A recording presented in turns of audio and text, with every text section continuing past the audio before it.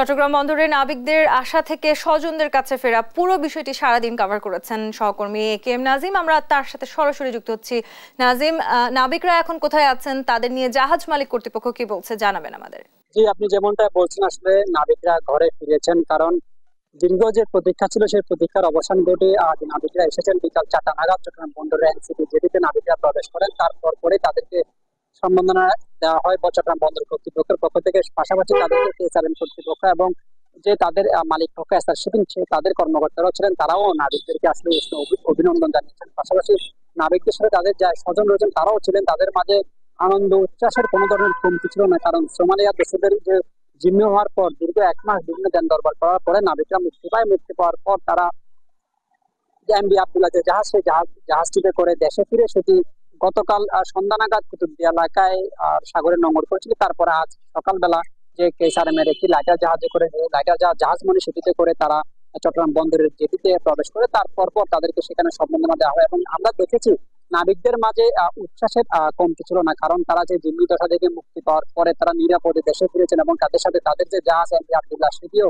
নিরাপদে দেশে প্রবেশ করতে পেরেছেন।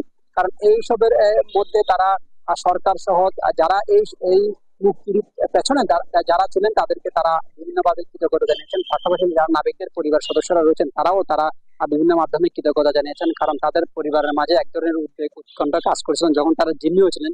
আর যে তারা যে মুক্ত হয়েছেন এবং তারা পরিবারের কাছে ফিরে গেছেন সে নিয়ে তাদের মাঝে কোনো ধরনের উচ্ছ্বাসের কমতি নেই। কারণ তারা পরিবারের যে যারা নাবিক সদস্য রয়েছেন তাদের জন্য নতুন জামা কাপড় ক্রয় করা এবং বিভিন্ন ধরনের নতুন খাবার রান্না করে পর্যন্ত আমরা দেখেছি তারা নিয়ে এসেছিলেন। পরে বন্দরের জেটিতে যে সম্বোধন অনুষ্ঠান, তারপর বিভিন্ন আনুষ্ঠানিকতা শেষে নাবিকা তাদের স্বজনদের মাধ্যমে নিজ নিজ বাড়িতে ফিরে গেছেন। আমরা কেএসআরএম কর্তৃপক্ষের যে মিডিয়া উপদেষ্টা রয়েছেন মিজানুল ইসলাম, তার সাথে কথা বলেছি। তিনি আমাদেরকে যেমনটি বলেছেন যে নাবিকা এখন বাসায় ফিরেছেন, তারা তাদের স্বজনদের সাথে সময় কাটাবেন। কারণ তারা দস্যুদের হাতে জিম্মি ছিলেন, দস্যুদের কাছ থেকে মুক্তি পাওয়ার পর তাদের দেশে এসেছেন, তাদের কাছে যে ট্রমা কাজ করছে সেটি কাটিয়ে উঠে তারা আবার কাজে ফিরবেন।